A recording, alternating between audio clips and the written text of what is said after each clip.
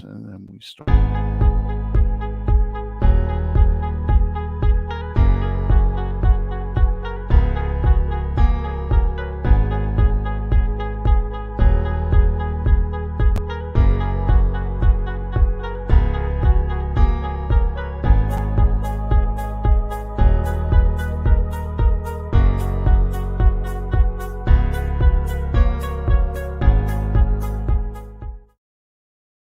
All right, welcome everybody to another exciting episode of Under the Dome. I'm actually broadcasting from Chattanooga, Tennessee. I am out of town, and I drove in Monday, so I only caught probably from about the second quarter on of the game Monday night. Actually, on TV, I was listening to it on radio, and that was fun. I'm sitting there trying to figure out how to do it via streaming. You can't really do it via streaming. I don't have XM satellite hooked up on my car. It's in my Explorer, but it's not in my vehicle. And so I'm trying to listen on the radio and scanning through to find a Westwood One station because you can stream WWL radio, but when it goes to the Saints game, boom, it disappears. Yeah. And you have to subscribe to NFL or some sort of thing to get this working. So that was fun. So eventually I found on Westwood One radio and I listened to it for a little bit. And let me just tell you, Kevin Harlan sucks on Westwood One radio because this is literally what he does. Ian Book dropped the pass. He's scrambling. He's at the 41. He's at the 42. He's at the 43. He's at the 41. He has no gain on the line of scrimmage. I'm like, what the hell? It sounds like he's breaking free and running down the length of the field. And, you don't describe anything. You just make it sound dramatic. So, yeah, it was very frustrating. So, how are you tonight, Bob? Alan, I'm pretty good. Considering the debacle our Saints put us through. Merry Christmas again. To you, Debbie, Matt, Allie, Reagan. I hope you guys are doing great. I know the Rose family. We're all still exhausted. But we had a fun Christmas. With the fur baby, and Santa was good to the kids. So that's all that matters.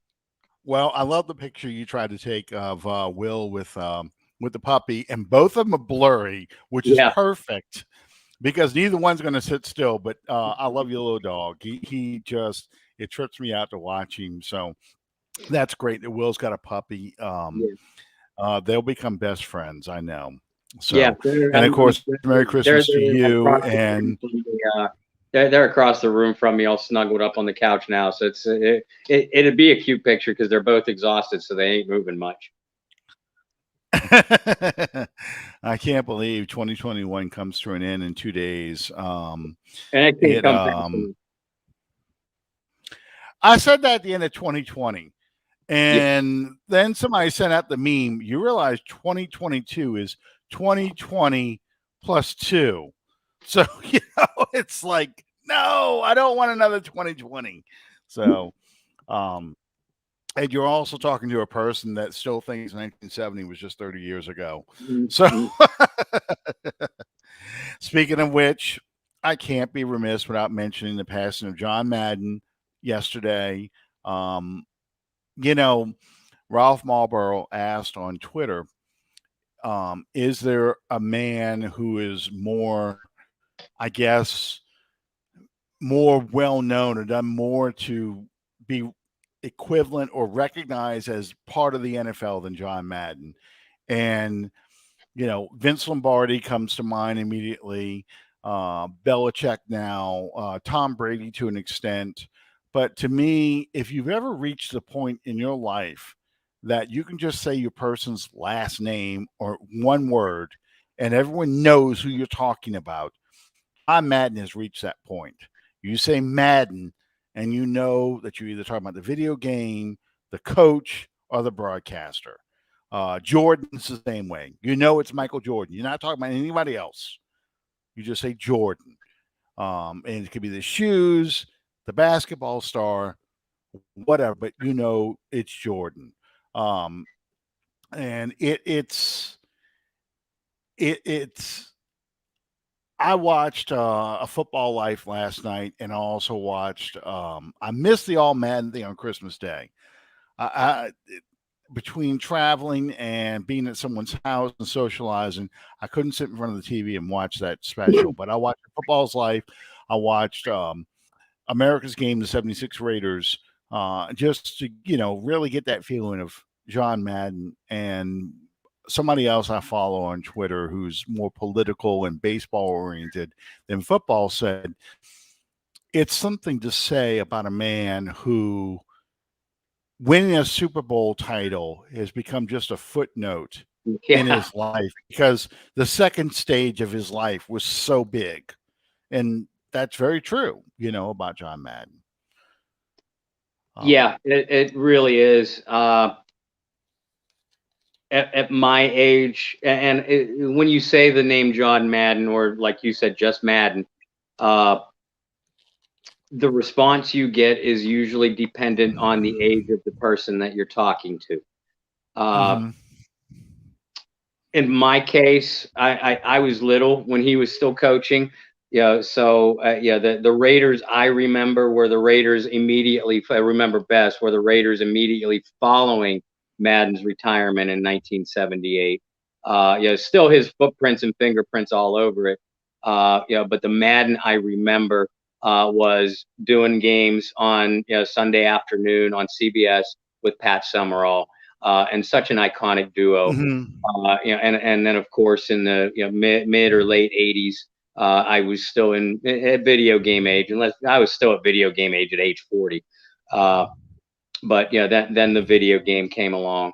And the way I described him in my article, when I tried to put a New Orleans Saints spin on my John Madden tribute this morning, but I described him in very true form. He's a Hall of Fame coach, which is true, a Hall of Fame broadcaster / contributor, and a Hall of Fame personality and ambassador to the game. And that's really how he should be remembered. He became, because of all those things that you and I just mentioned, he transcended coaching. He transcended broadcasting. He became an ambassador. And it's hard to put him over Lombardi, because if Vince Lombardi has the damn championship trophy named after him. But other than Lombardi, I don't think there's another name synonymous with football, and more than just NFL, with football, than John Madden. Exactly. I mean, when I wrote in my little blurb on Facebook, John Madden and his Raiders team defined the 70s just as much as the Cowboys and the Steelers did of that decade. Any game with a name was associated with John Madden. The Immaculate Reception, the Sea of Hands, the Holy Roller, the I'm sorry, I just drew a blank on the last one I was getting ready to say. Goes to the Post. Oh, Goes to the Post, 1977. I remember Madden as a coach at the end of his career. The 75 Super Bowl was the first Super Bowl I actually sat, and I can remember watching that Super Bowl. That was the Steelers and the Cowboys in the Orange Bowl. 76, I'm 9 years old. I'm watching Super Bowl 11.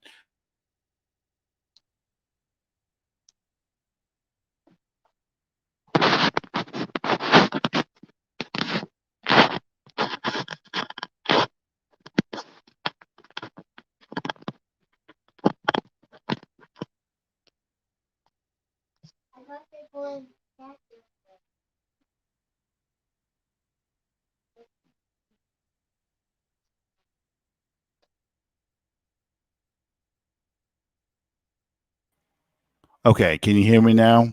I can, thank you. Yeah, you put out you remember watching Super Bowl 11.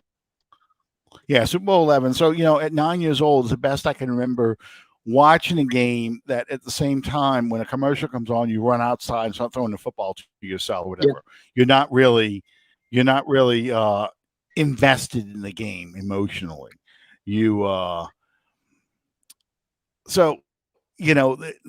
I can remember my mom disliking John Madden because she said, "Oh, the Raiders are a dirty team." Right. That he teaches them to play dirty. And then when he became an announcer and a pitch man, because not many people remember the light beer commercials either, Oh because you yeah, had to be of a certain age to remember him busted through the blowing wall. through the screen. Yeah. Anyway, what I was saying was he started this whole thing with the gesture, the arm gestures and stuff like that. That was the early 80s. And that was kind of the shift from John Madden, the coach, to John Madden, the personality. And that's what he became as an announcer. He became a personality. Yeah. Jerry, the only thing I remember John Madden was an analyst in the video games. Absolutely. And I remember in his heyday doing the telestrator, and you watch a Giants game like in the mid 80s, and he starts circling the buckets because that was when the Gatorade dunk had begun. And he says, over here is the mom bucket, and this is the dad bucket. And they two made this little baby bucket, and he draws a circle around. It was a much smaller one. He would go on to these kind of tangents, but that's what people enjoyed. It made them laugh. It was like Pat Summerall and John Madden are two friends you invite in your home to sit and watch the game and listen to them talk about this game that you're watching. Yeah. Even Madden was such an entertainer, like you said, in the booth. But unlike the complete jokes, pathetic jokes that we have announcing on all networks today, Madden would bring you right back to the game in an instant, and you wouldn't feel like you missed a thing. He and Summerall and Pat Summerall would just let John go. He was the perfect straight man. He was Pat was a very vanilla, basic play-by-play guy. But it didn't matter. You could have listened to Pat Summerall on the radio or on the TV, and you felt like you were getting a perfect description of the game. And then Madden would jump in and describe how. And as good a football mind as John Madden was, and people don't realize that, as brilliant a football mind as he was, he would be able to explain things to you in very lucid terms, so that way the novice football fan could understand it, and the football, I'm not going to say expert, but for lack of a better term, we'll use that. The more experienced football mind wouldn't get annoyed by the dumbing down of the terminology.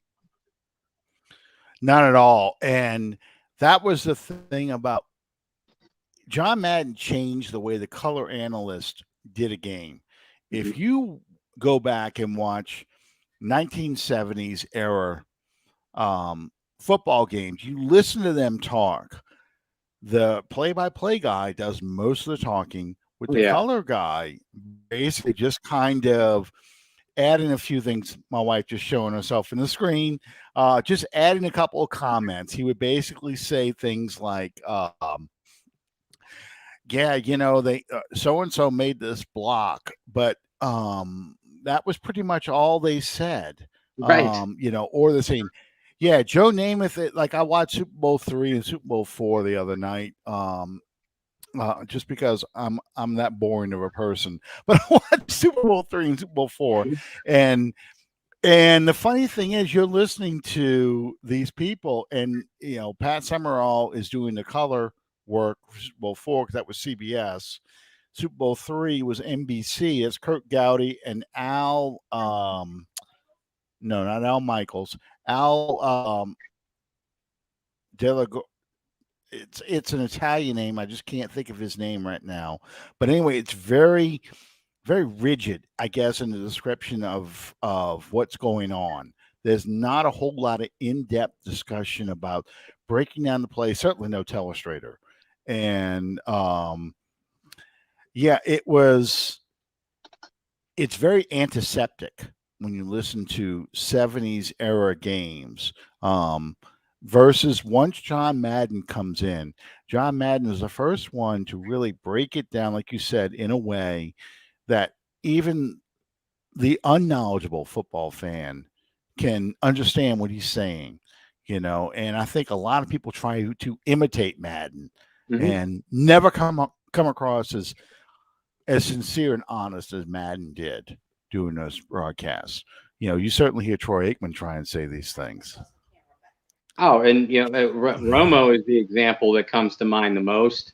that tries to be the most like Madden, it seems to me. But like I said, the thing that I admired about John Madden, when he was at his best, in his last couple of years in the booth, he had clearly gone downhill. But Yeah. when Madden was in his prime, he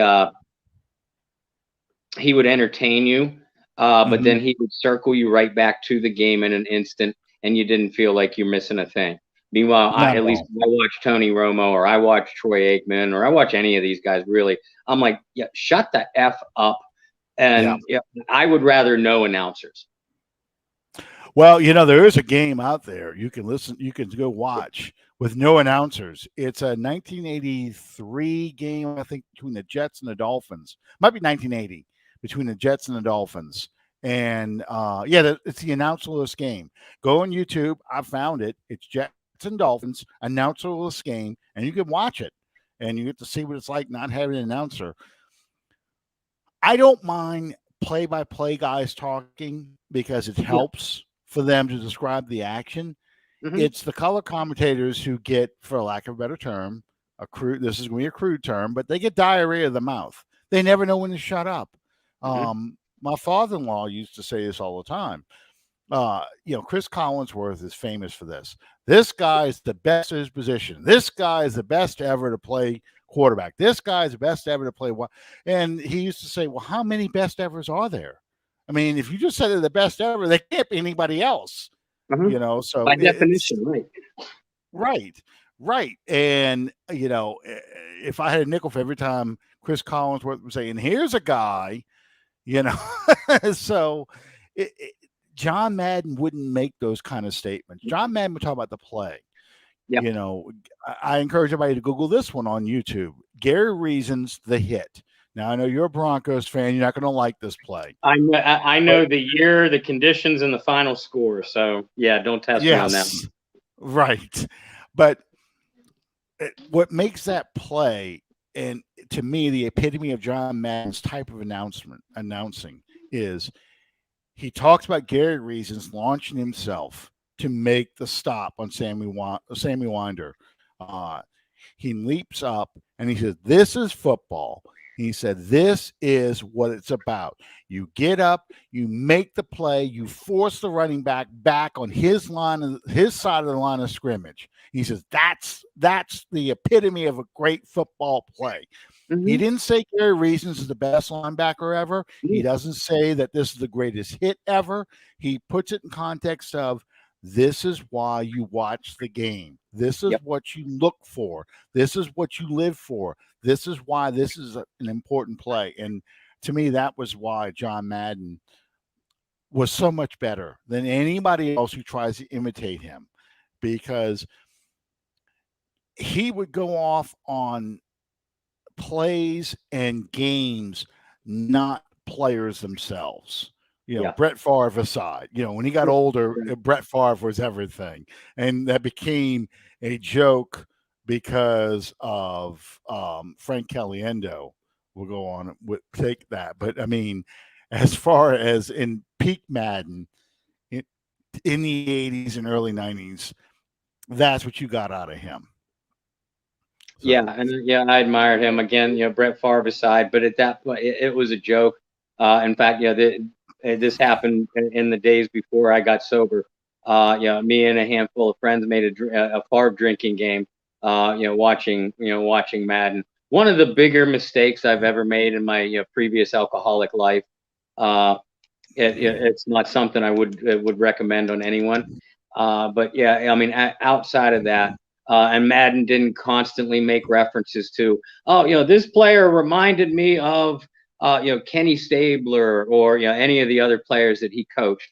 What he would say mhm, was, what makes Drew Brees so tough to stop is this, or why I would take mhm, Gary Reasons on my team is this play, or and of course he had his famous all Madden yearly team, which were it was vastly different from the Pro Bowl and All Pro teams because it was just a bunch of hard yes. nosed lunch pail guys. I saw someone make the turducken comment. My brother. Yeah, I should have known. Yeah, but yeah, he'd go off on these tangents. But the players that Madden loved were the type of players, the blue collar guys, the lunch pail guys, and like you said, that epitomized the era of the '70s. That he and his Raiders were so great in. And they went toe to toe with those Shula Dolphins, Landry's Cowboys, Knowles Steelers. In fact, Knowles Steelers single-handedly prevented Madden from probably winning 2 or 3 more titles. Absolutely. 75, that was a tough loss for them. The frozen turf at Three River Stadium, which Al Davis believes they deliberately split the tarp so that turf would freeze over with ice, so Right. Cliff Branch couldn't run outside the numbers and burn Mel Blunt. They wanted it, he had to stick inside the numbers because it was ice all along the sidelines, so he had to run on the inside of the numbers. Well, Blunt had safety help to keep Branch from getting the big plays. And I still think the nation was cheated. 2 Super Bowls, I think the nation was cheated out of. 77, I know we're going to dismiss the Broncos here, but this is not Elway's Broncos. These are Morton's Broncos. Right. But getting the opportunity for the 76 Raiders to repeat in 77 and play the Doomsday defense in Super Bowl 12. And my other Super Bowl I feel like people got cheated out of is Marino versus the 85 Bears defense. Again, the rematch. 5 turnovers doomed Marino in the AFC Championship against New England. But I still think the 85 Dolphins would have put up a much better fight than the 85 Patriots against the Bears. Just because Marino with that quick release. Couldn't run the football, but with the Marx Brothers and that quick release he had, just totally ate up Buddy Ryan's defenses. And I felt like Madden said he once they won 76 in the Super Bowl, he said, you look at the teams we lost to in those championship games and our opportunity to repeat, they all became champions. We didn't lose to a bad team. They lost to the Jets in 68, who won the Super Bowl III. They lost to the Chiefs in 69, who won the Super Bowl. They lost to the Steelers in 72 and 72 and 74 and 75. The Dolphins went to the Super Bowl in 72, but all those were, Steelers, that was the beginning of their dynasty. Yep. So they lost to the Dolphins in 73, the Raiders did. Yeah. And they lost from 73, but they beat him in 74. Yep. And they thought that was the hurdle they had to overcome. And of course, they lost to the Steelers in 74. So, it would be something. It would be a lot worse to say that you lost to a team that ended up being a team that got beat the following week in the playoffs. You didn't want to lose to that team. You wanted to lose to the team started a dynasty. And so, it's just a testament how good they were. Yes, he did. He loved Craig Hayward for the nickname alone. And he loved the size of the guy. He loved a guy named Ironhead who was a running back at 350 pounds. And he would talk about his huge head because he found out they had to make a special helmet because a regular helmet didn't fit Ironhead's head. Yeah. And he loved that too. So, that was a big every deal. Craig Hayward game that I've seen Madden ever broadcast, he would often circle, Craig's head, during the game, circle and, the arrows to it. A couple other Saints players that Madden loved, and he loved the Dome Patrol and he gave, respect, but his favorite player on the Dome Patrol was Vaughn Johnson. Because, Vaughn just punished the hell out of Roger Craig. Every time they met, and I think Vaughn made a couple of all Madden teams. I know Ricky Jackson, Pat Swilling, Sam Mills did, but Madden had a thing obviously for defensive, hard hitting football. So he did love doing Saints 49. He did a lot of Saints 49ers games. And he respected the hell out of the way the Saints played. He loved saying Jim Dombrowski's name on the offensive line. Oh, yeah. I recall too. I was looking up the all-time All Madden Super Bowl team, and I was hoping they had a list of who was actually on it. He because it was a TV special they did back in '97, and I see the video for it. Is there a list?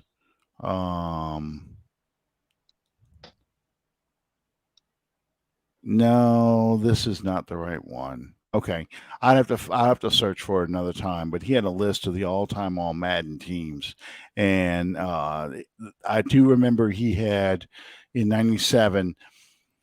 He even had the players come out and dress in the locker room. Jerry Kramer put at 60 something years old putting on a jersey. I think he had Joe Namath in there.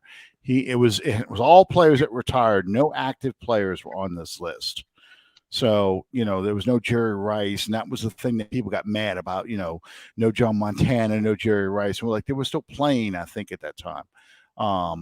Montana may not have been, but, it was all players that had retired. And it was actually fun to see these guys in uniform again, as old as they were. They weren't completely decrepit yet. I mean, Jack Youngblood in his Rams jersey and stuff. So it was very fun to see. I do remember that. My brother's talking about best part of the old Madden games. You could play those what if Super Bowl matchups in Madden 96, maybe 95. You used to have the secret code. You could unlock greatest ever teams for each franchise. It's like they had the 79 Saints. That if you typed in A, B, B, B, A, whatever, you had to hit these buttons in a certain order, and you could unlock the 79 Saints. Now, of course, it didn't have the actual player's name, just their numbers. So you had to kind of match up the numbers. But, yeah, you could do that for the old Super Bowl teams. You could unlock the 64 Browns. You could unlock all kinds of things. It was actually it was a lot of fun, and I used to always say, you want to make the Madden video game better? Do that again. Bring those old teams back again and let them play. So, so we don't really need to spend a whole lot of time talking about the Dolphins game, which is why I spend all this time about John Madden. Because like I had said to you off the air, you equated it to Vanderbilt versus a high school team. I equated it to a JV team versus a high school that has like 100 players out there playing. This game had no business being played. I retweeted this today on Twitter. Mickey Loomis had asked if they could possibly delay this game, and the league just basically told him and said, "No, you're not going to delay the game. We're not delaying this game. We're playing this game." And in my retweet, I quoted Judge Smalls from Ted Knight from Caddyshack. You get nothing and you'll like it, because that was basically it. It was a joke. It was a joke to even have this game go on, because it was the equivalent of a fourth preseason game team playing a team that's desperate to get in the playoffs and had to win that game. It was an unfair matchup. So, people are ripping on the Ian book and they're, the play calling and things like that. It's like, really? What did you expect was going to happen? What was your takeaway from this game? Starting with what you said, I'll piggyback off that. I do question if the NFL would have delayed the game, by Tuesday or even till Wednesday, like we have seen them willing to do for other teams. I do question how many of the Saints players would have been able to clear COVID protocols. We'll never see accurate numbers on that, so it's impossible to project. But for them to not even consider it in a league that supposedly preaches player safety, we know how much BS that is. Mhm. And I am not going to get into JFK assassin, Roger Goodell, and his agendas, because there's and plenty and of time. and Jimmy Hoffa killer. He killed. Yeah. We don't know him. We don't know where he was. He could have been the one that killed Jimmy Hoffa. Well, I mean, he could So have been. Hoffa. One rumor was that Hoffa was buried under an NFL stadium. So, at the Giants Jets Stadium in East Rutherford. So there you go. But yeah, I refuse to get into a rant about Roger Goodell. He is not worth wasting my oxygen. We all know the narrative, or you should at least if you have a half working brain. And therefore, it was disgusting to me that the game was even played. But outside of that, the defense needed to come up with a miraculous effort again, like they did the week before against Tampa Bay. The defense played well above average, maybe even good, depending on your perspective. But they needed to be great, and they weren't. And that's all you needed to know was the difference between a win and a loss. You couldn't fairly expect this offense to do anything, not without Armstead, not without Ramczyk, and with Ian Book being plugged in there on literally less than 2.5 days notice. With an offense around him that struggled even with Armstead, Ramczyk, Pete all in the lineup. So I mean, you couldn't expect anything from them. It's an unfair evaluation of Ian Book. That a lot of Facebook and Twitter world decides that they're going to evaluate anyway. There were some good things to take, some small good things to take. And believe me, Sean Payton isn't evaluating Ian Book either. They're going to go back to Taysom Hill when Taysom Hill clears COVID protocol. There is zero doubt about that. I think he did that today, in fact. Yeah. Taysom did clear COVID protocol. Sean was being coy and saying, "I'm not going to announce my starting quarterback yet," but everybody knows who it's going to be. I think what we can take away from this is Ian Book got some game experience on a primetime stage in the most awful of circumstances. And he came out of it looking, in my opinion, fairly poised, at least emotionally. He didn't look like a deer in the headlights. So that's encouraging to me. If they have to turn to him and say a January playoff wildcard game, if we get to that point, if Taysom and or Trevor Siemian get a little bit banged up. So you can take that away from the game. Other than that, the Miami loss, it dents their playoff chances, but it's not even a nail in the proverbial coffin. Their playoff hopes still, they're in outstanding shape. If they were going to lose any of the final 3 games, this needed to be the one. Right. And I totally agree with that. I mean, I think the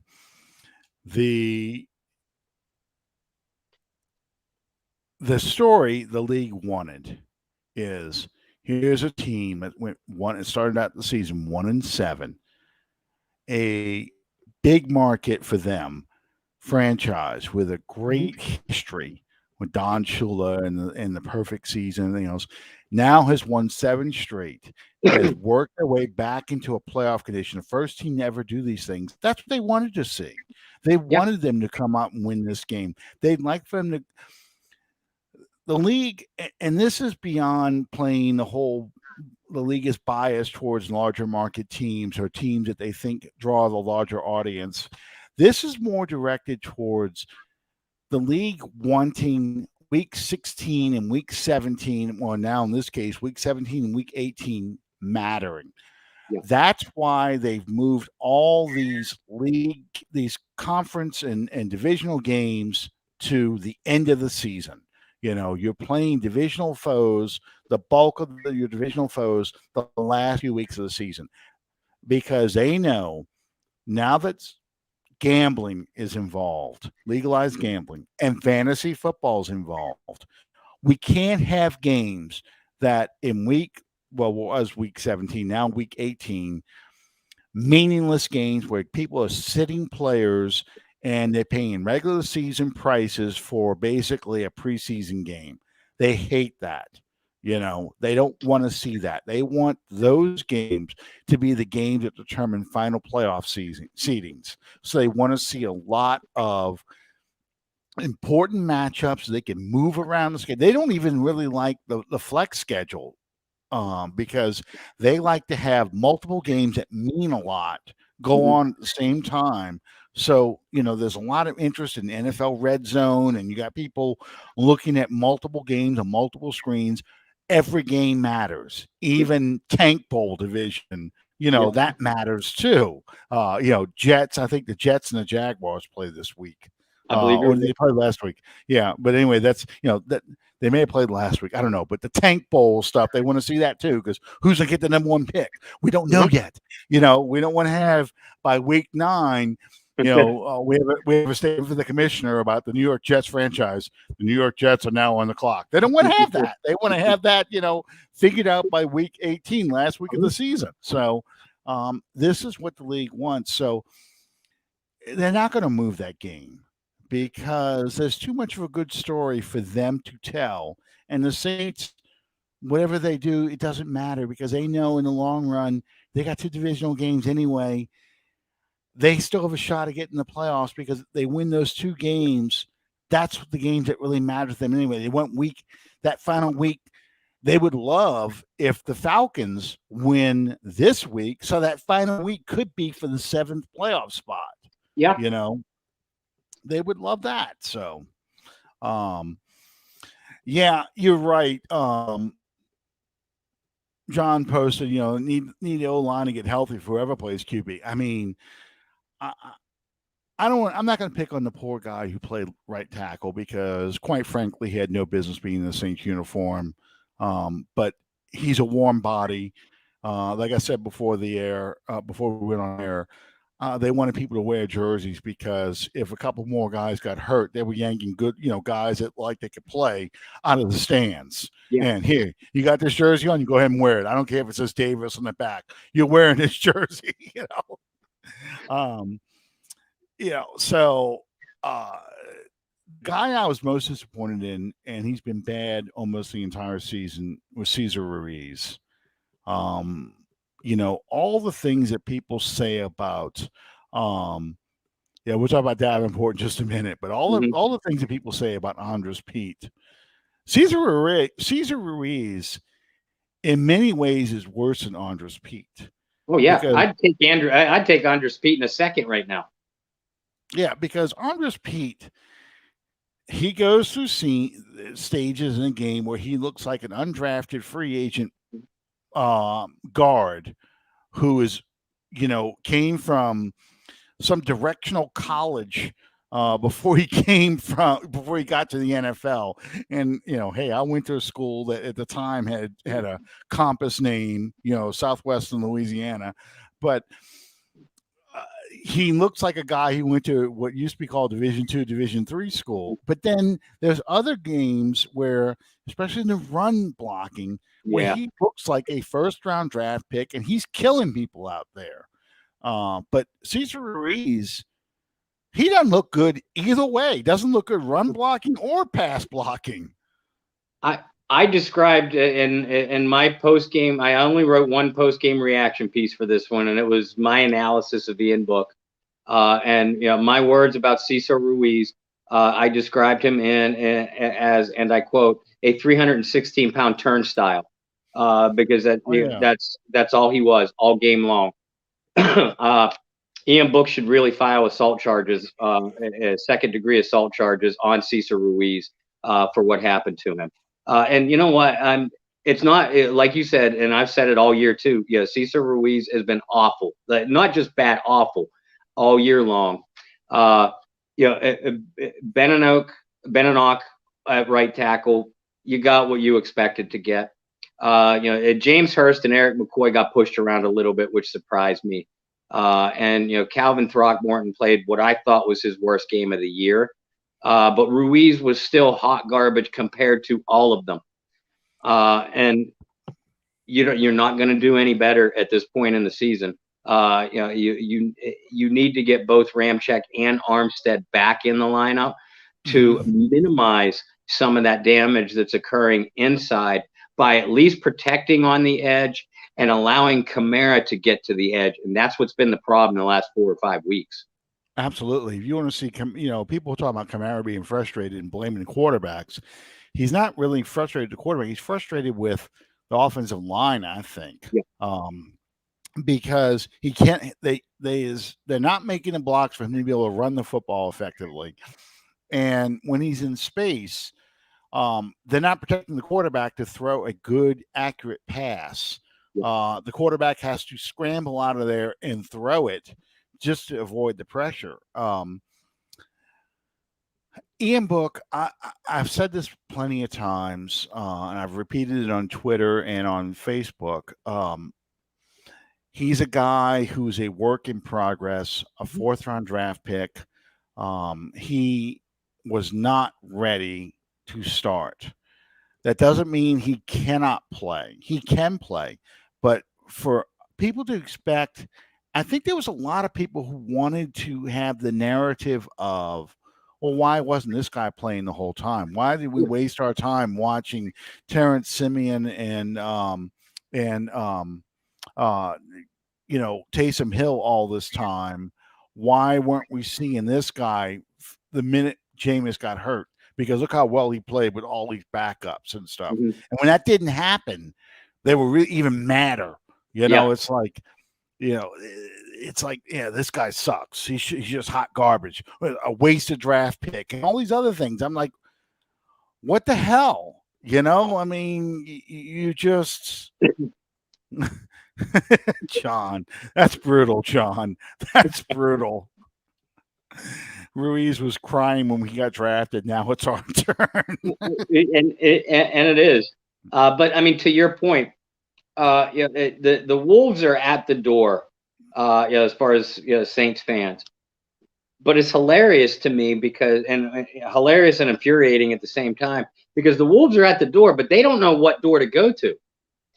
They want to go to Sean Payton's door for the narrative that you just mentioned. Oh, you're a poor talent evaluator because you've had this guy sitting on the bench. Well, clearly Sean Payton knew what he was doing, and starting Jameis Winston to begin with, and then playing Trevor Siemian, then Taysom Hill over an untested fourth round draft choice. Let's not forget about that. Right. This wasn't a guy with a first round pedigree in any stretch of the imagination, because he wasn't ready to play. Now, will he be? I don't know. I mean, I don't think Ian Book is going to be the next John Elway, Dan Marino. It's a plug-in legendary quarterback here. But we don't even know that for sure. It's an unfair evaluation based off of the circumstances that he was thrown into. Period. Exactly. I mean, and I called him Trevor Siemian, Terrence Simeon. Again, he's not a Zydeco player. I should know this by now, but I still say it every time I hear the name Simeon. But anyway, what's interesting too is this is the first rookie quarterback for the Saints to start a game since another fourth round pick. I shared this with you and John Butler. I have not had the courage to post this because I really do not want to relive this game, this Week 8 game from the 1997 season. But you all know the picture that summarizes that game. The last rookie quarterback to start a game for the New Orleans Saints was Danny Werfel against the Carolina Panthers, Week 8 of 1997. We know what happened in that game. The lasting image is the reversed helmet and poor Danny Werfel face down in the turf, staring at the back of his helmet. And I can still hear the announcers. I think even John Madden had said something about this too.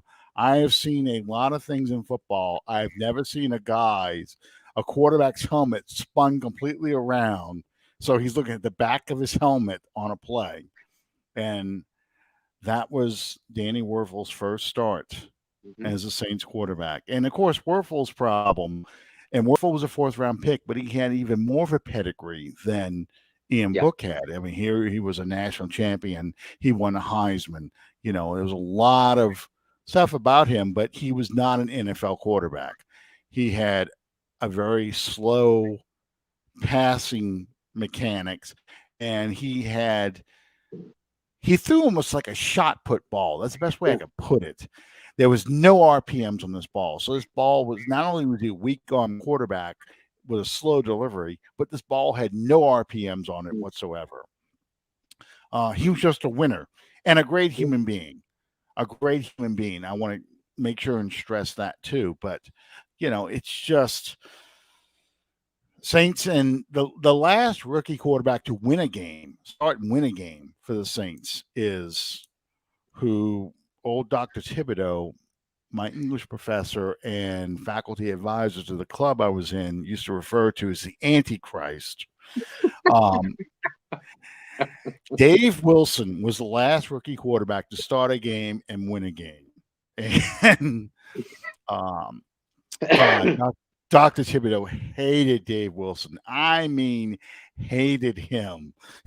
And it was just, Wilson was, if there was such a thing as a relief pitcher, that's what Dave Wilson was as a quarterback. If a relief pitcher in the NFL, because Wilson was terrible starting a game. Oh yeah. But if you were getting your butt kicked or your quarterback got knocked out midway through a game and you pulled Dave Wilson off the bench, you had something good going on.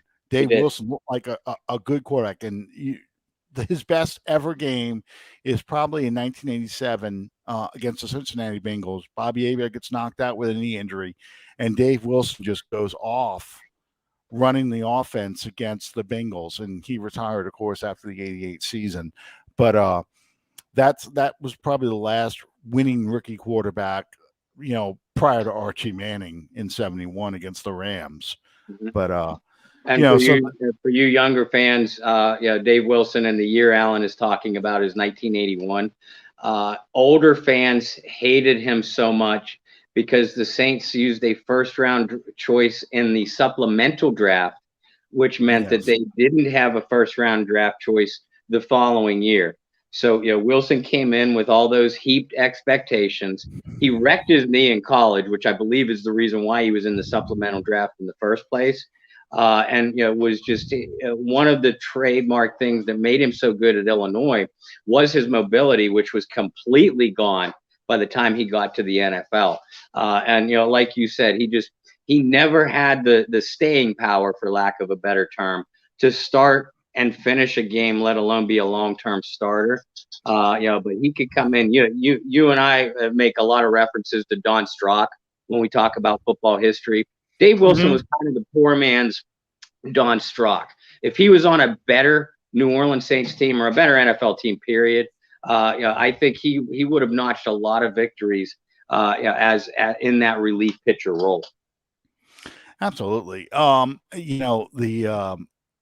And that was probably Bum Phillips' biggest crime while he was head coach of the Saints is he got rid of Archie and brought in Ken Stabler. And Stabler was at the tail end of his career. His body was breaking down.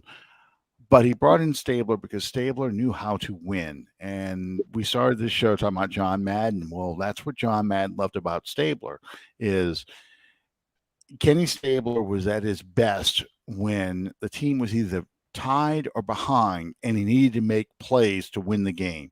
If they were, like he said, Madden had said about Stabler, if they were up by 2 or 3 scores, Ken Stabler would call play and huddle and would forget it by the time he got to the line of scrimmage because he just wasn't into this game. And that's what Bum liked about Ken Stabler, who was trying to squeeze a couple more years out of him to get the Saints into the playoffs. But he also wanted to bring a young quarterback along, a Dave Wilson, to run this basic offense that was primarily built around defense, special teams, and running the football. With occasional, we're going to throw some passes around, but our main goal is we're going to win games late in the fourth quarter with field goals or last-second touchdowns. And Dave Wilson got hurt again in 82 in a preseason game.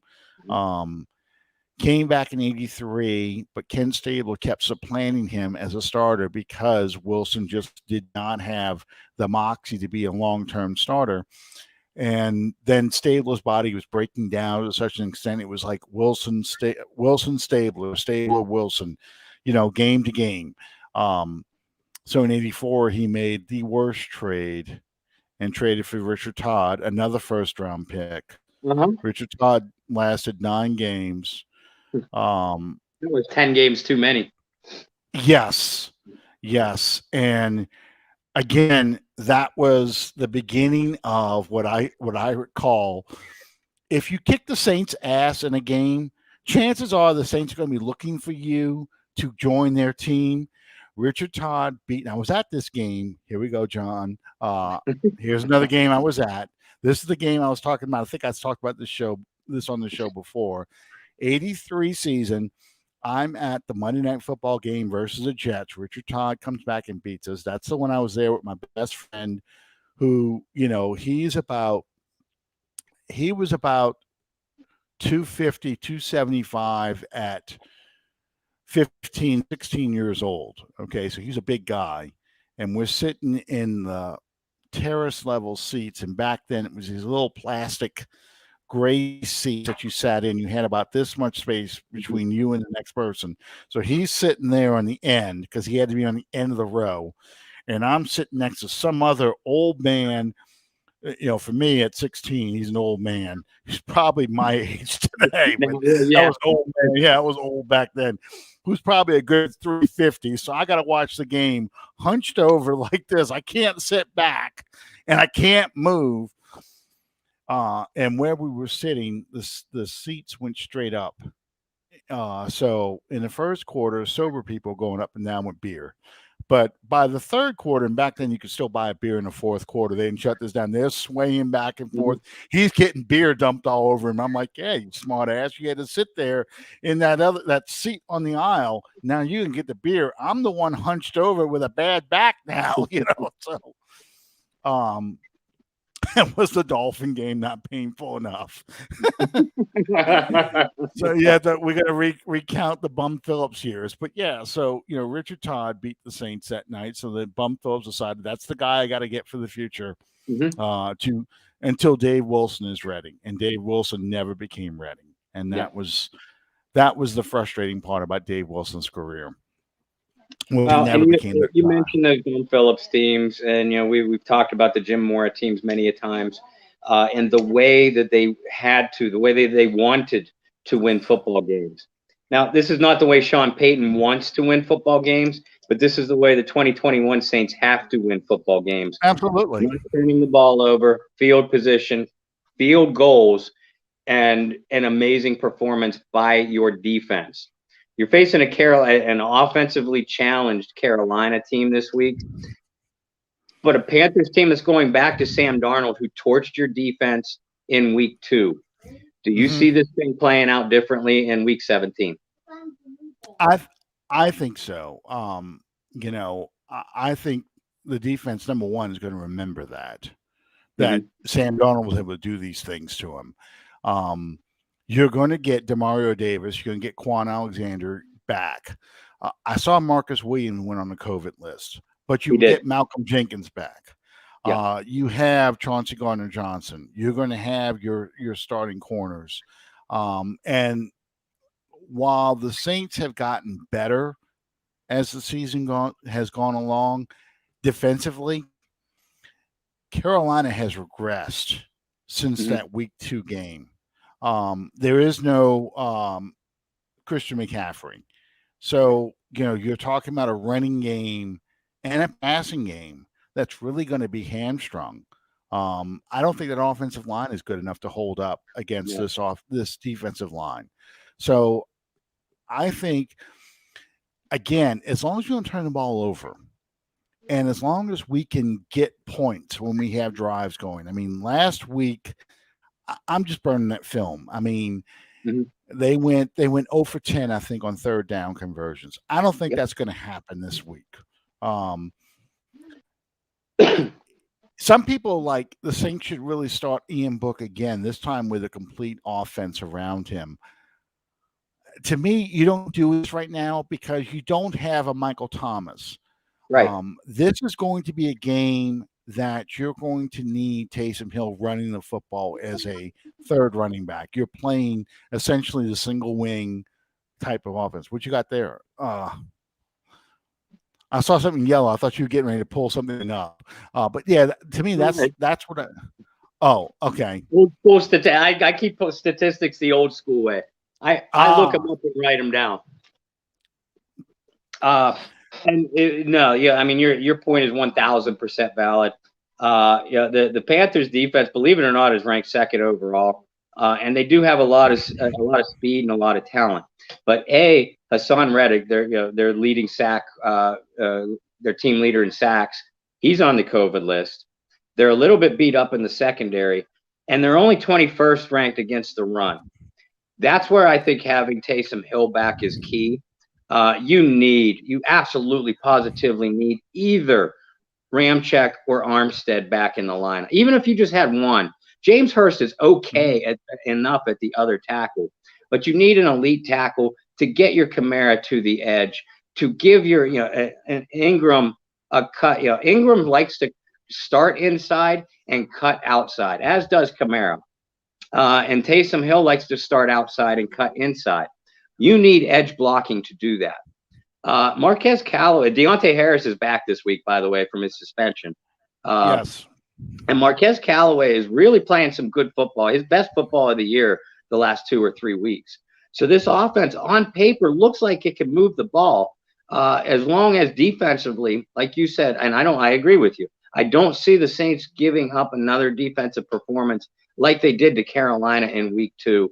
They're going to make Sam Darnold look like Sam Darnold is supposed to look like, especially without Christian McCaffrey, and they have zero blocking up front. I mean, the Carolina Panthers are a bad football team.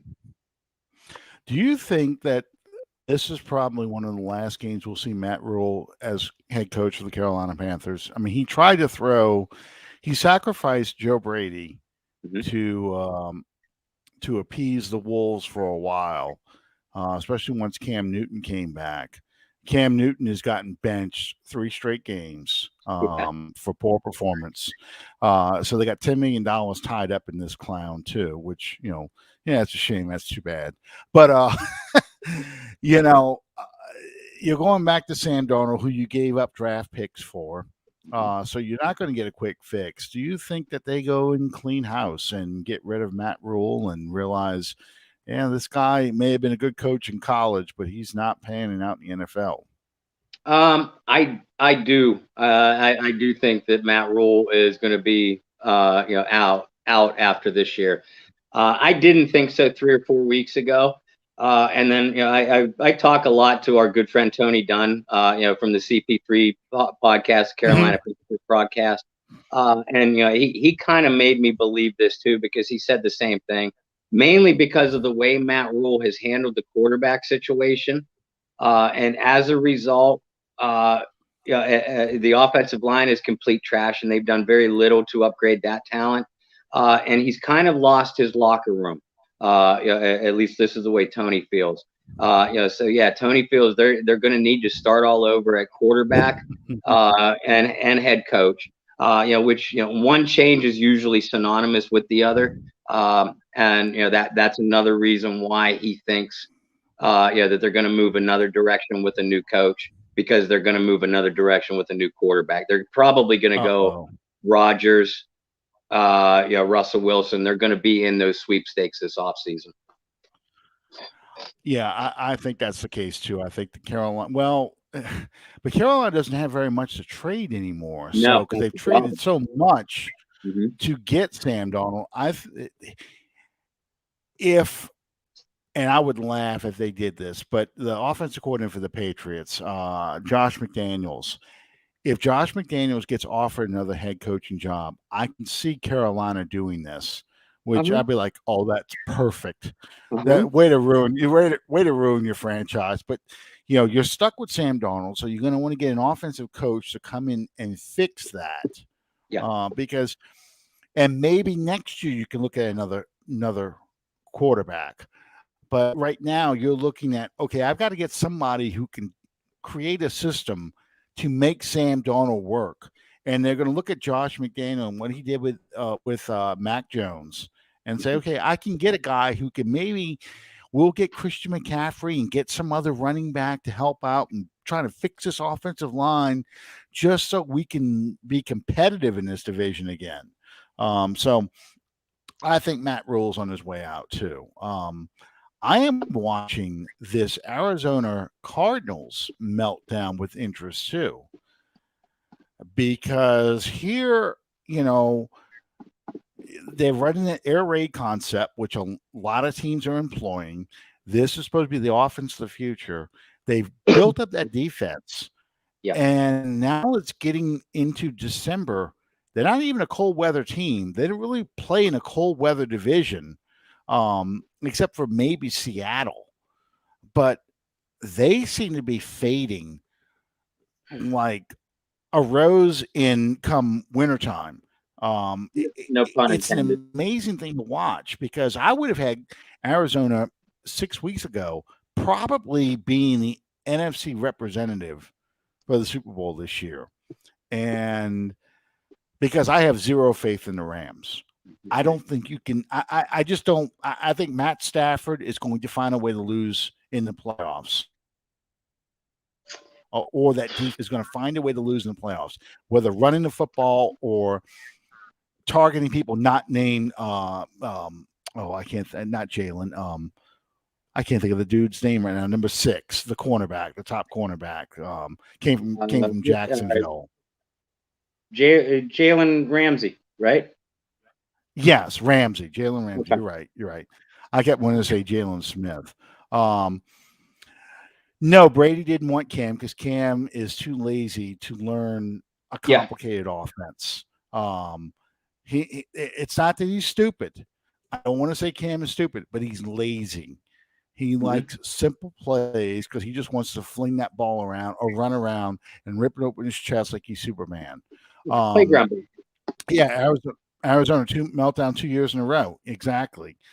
So Cliff Kingsbury, it's one of those things that are you really going to fire? Like Marty Schottenheimer got fired at 14-2. I don't think he's going to get fired, but I think they're going to demand some changes on that team. If they don't advance in the playoffs. In fact, there was one scenario where Arizona doesn't even make the playoffs. I don't think that'll happen. No. But if they go one and done in the playoffs, I think there'll be some severe changes in that thing. Yeah, Andre Hopkins being out, that's huge too. Yes, Miami is overrated. We talked about that earlier.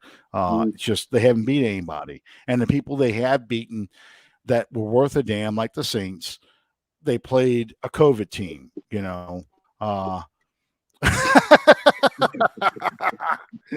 What you trying to incinerate? I was just talking about that. If Michigan beats Georgia in the playoffs, that's going to be something. Yeah, I will never root for Michigan in any way, shape, form, on any universe, in any planet. If I got taken into the multiverse, I've made up lyrics. Actually, my former volleyball doubles partner and best friend, Jason, made up lyrics to the Michigan fight song, which I cannot repeat on this show. But I may at some point. In fact, I'll tell you what, folks. If I'm wrong, and Michigan even wins one playoff game to get to the college football final, I will sing Jason Halpern's version of the Michigan Wolverines fight song on this show. Yeah. And I can't root. I respect the Alabama Crimson Tide, but I can't root for them. I'm a small school guy, so I'd like to see Cincinnati pull it out.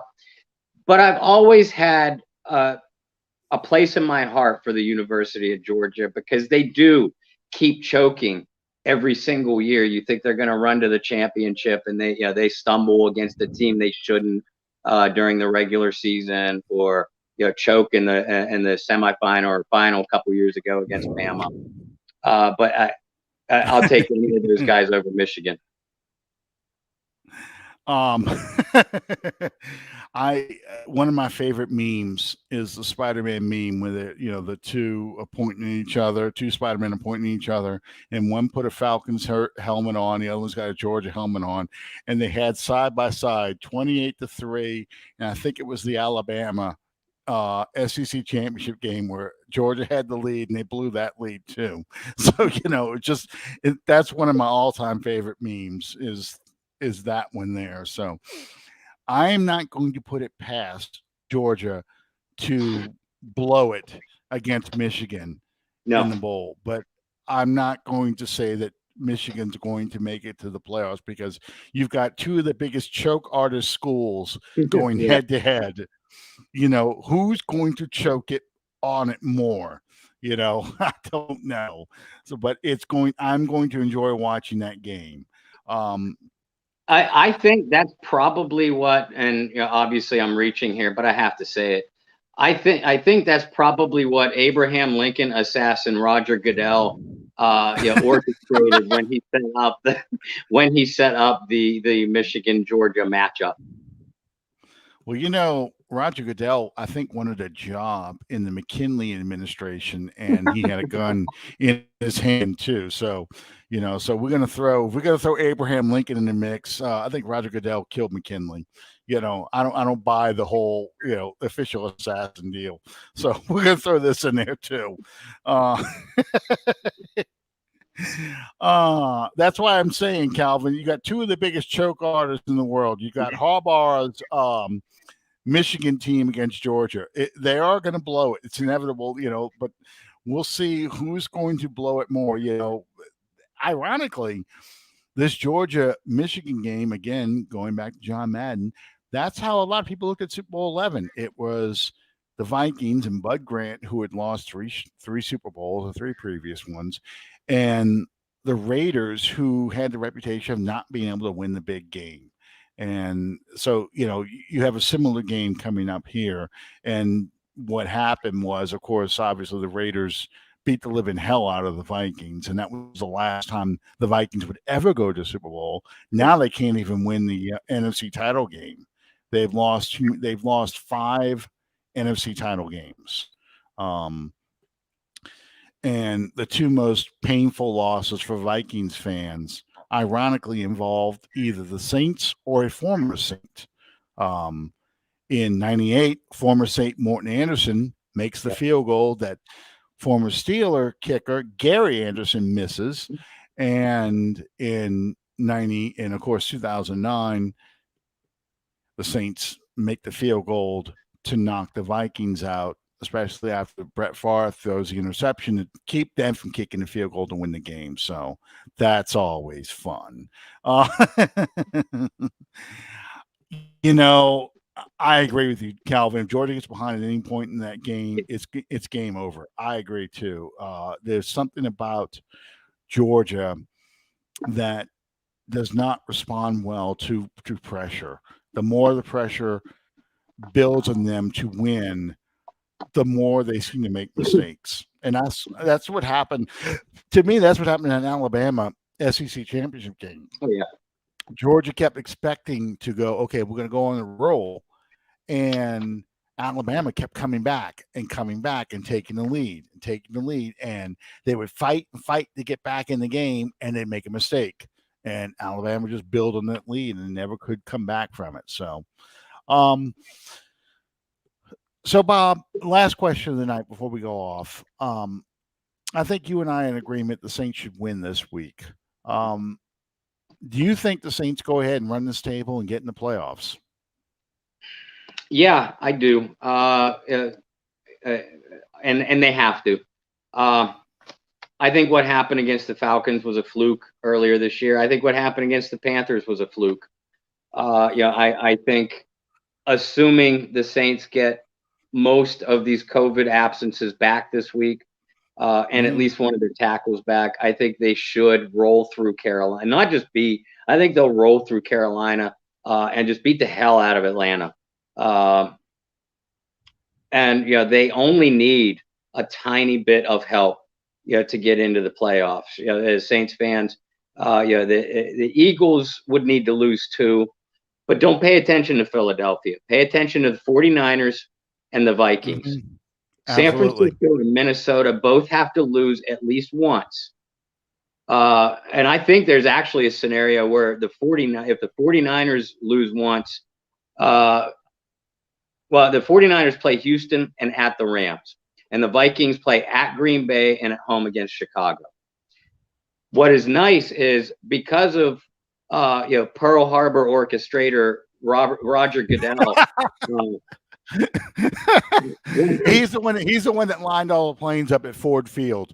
He did. That was his fault. Yeah. All of the Japanese planes, as a matter of fact.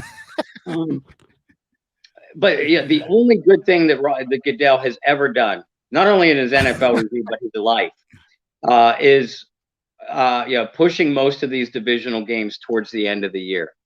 And because of that, the Rams who end the season against the 49ers and the Packers who play the Vikings this week, they're not resting anybody because they're still in. The Rams are trying to win the division, let alone position themselves for playoff seeding.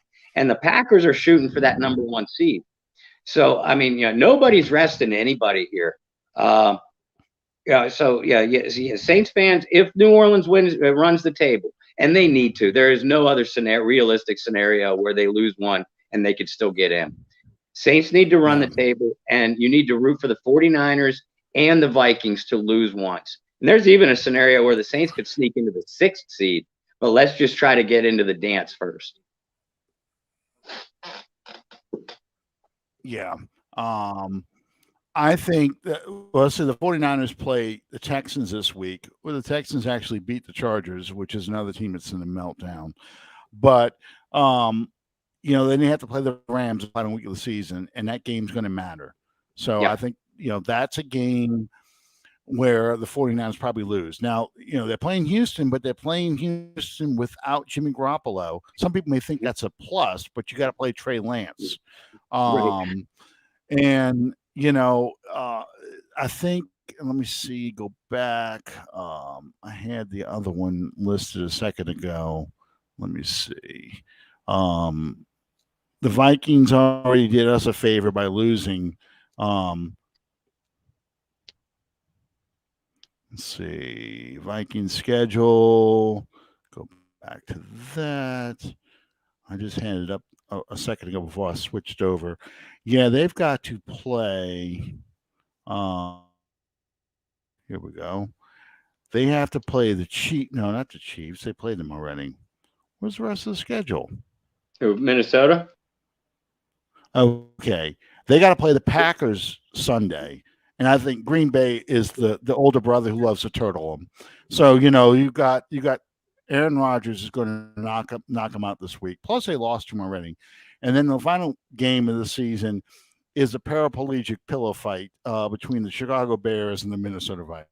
Mm-hmm. So, that's the 2 games we have. That Vikings lose this week. They play on Sunday night. The Vikings lose that game. No, I'm sorry. They play Sunday night against at Green Bay, which is Minnesota's own personal house of horrors. And the 49ers play the following week against the Rams. As long as we run the table, we should still get in. That's why that loss, while painful, doesn't kick us out of the playoffs. And a lot of people, they're going to be, what's this? Let's see, hide this one. What's this comment? I can't get it. Why? John's comment? Not let me show you the comments anymore. The NFL must be in on this because John's comment is NFL's going to knock on Bob's door in about 5 minutes. And then Jimmy Gumbo said, something else ridiculous will happen. This is the MO for the Saints the whole season. It's so true. Uh-oh. Well, folks, we lost Alan. But yeah, I mean, the Saints again obviously need to run the table, but they don't need the Eagles, 49ers, and Vikings to all lose. But realistically, the Eagles would win a head-to-head tie against the Saints by virtue of their victory over New Orleans earlier this year. The 49ers and Vikings, I you're looking at apologize. records. You back? Yeah, I'm on hotel Wi-Fi, so it's getting spotty at best. We're gonna wrap up in a minute anyway. So absolutely. So yeah, and Calvin says we just need Davenport demolish one more tackle, and I think that's going to happen. I think Sam Darnold gets sacked a lot, and we'll talk more about the Atlanta game next week. But I think the thing that Atlanta had going for them last time, they won't have this time, and this is those quick, sudden throws to I can't think of his name right now, but the kick returner, receiver out of the backfield. Yes, Patterson. I think the Saints will be better prepared to deal with that. So, but anyway, thank you guys for joining us tonight, and I apologize for the choppy internet. Like I said, I'm on hotel internet, and I was on the 5G version, which was supposed to be the better one, but obviously it wasn't for a podcast. It's probably because of international satellite blocker Roger Goodell. Absolutely, we keep associating. I don't know if Goodell was in that bunker in 1945 with Adolf Hitler. We don't really know. We know Eva Braun was in there, so he could have been there too. But anyway, thank you guys for joining us, and we'll see you next time under the dome. Good night, everybody.